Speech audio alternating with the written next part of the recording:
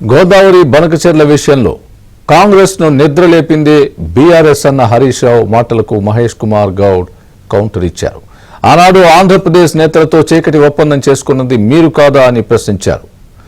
రోజా ఇంట్లో చేపల పులుసు తిని రాయలసీమను రత్నాలసీమ చేస్తారని కేసీఆర్ అన్నది నిజం కాదా అని నిలదీశారు.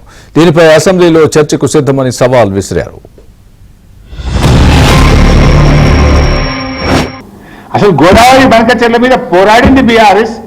మొద్దు నిద్రపోతున్నట్టు నటిస్తున్న కాంగ్రెస్ ను ముళ్ళుగట్టెతో పొడిచి నిద్ర లేపింది బీఆర్ఎస్.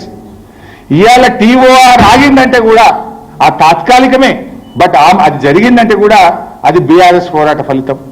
అయితే రేవంత్ రెడ్డి దొరికిపోయి ఏం చేస్తాడంటే ఏదో బురద జల్లాలనే ఒక పిచ్చి ప్రయత్నం. ఇలా బనకచెర్ల ముచ్చటుందా? ఎందుకు చిల్లర మాట్లాడుతావు మిస్టర్ రేవంత్ రెడ్డి? నువ్వు 18 నెలలైంది ముఖ్యమంత్రి అయి. 18 నెలలై ముఖ్యమంత్రి అయినాక కూడా నీ తీరు మారదా? కనీసం ముఖ్యమంత్రిగా బిహేవ్ చేయలేవా నువ్వు? ఇంకా నువ్వు ముఖ్యమంత్రి అనుకుంటున్నట్టు అనిపిస్తలేదు నాకు. అదే ప్రతిపక్షంలో ఉన్నప్పుడు బురజల్లుడు, చిల్లర రాజకీయాలు మాట్లాడు, పక్కోని మీద దోకుడు, తోసుడు, ఇదేనా ఇగను? ఇందులో ఎక్కడన్నా బనకచెర్ల ముచ్చటుందా? ఆంధ్రప్రదేశ్కు తీసుకుపోయే ముచ్చటుందా? ఆంధ్రప్రదేశ్కి ఇచ్చిన ముచ్చటుందా? 2 రాష్ట్రాలకు ఇబ్బంది ఉంది.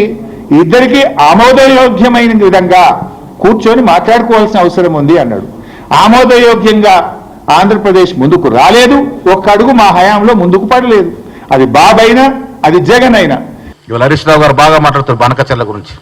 ఎస్, ముఖ్యమంత్రి గారు ఛాలెంజ్ చేసినారు, సిద్ధం కండి. అసెంబ్లీలో చర్చ పెట్టుకున్నాం. లెక్కలతో సహా, కాగితాల మీద ప్రూఫ్తో సహా మా ముఖ్యమంత్రి చూపిస్తారు.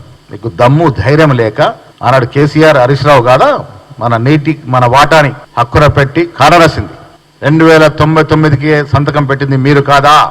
ఆనాడు చంద్రబాబు ముఖ్యమంత్రి ఉంటే చట్ట పట్టాలు వేసుకొని పాత దోస్తాని నెమరేసుకొని ఆంధ్రాకి ఇవ్వాల్సిన హక్కులు ఇస్తామని మాటలు మాట్లాడింది కేసీఆర్ కదా? ఒక తెలంగాణ ముఖ్యమంత్రిగా ఉండి ఆంధ్రాని సస్యామలం చేస్తామని.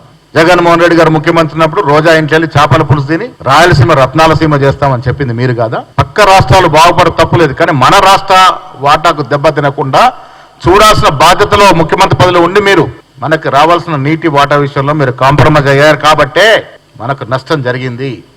కాంగ్రెస్ పార్టీ అధికారులకు వచ్చిన తర్వాత బనకచెర్ల విషయంలో పలుమార్లు ఉత్తరాలు రాసినట్టు ఘనత ఉత్తమ్ కుమార్ రెడ్డిది. ముఖ్యమంత్రిగా రేవంత్ రెడ్డి గారు ఏ ఒక్క నీటి బొట్టు కూడా వదలమని పట్టుదలతో కేంద్రం మీద ఒత్తిడి తెస్తేనే ఇవాళ పనులు ఆగినాయి.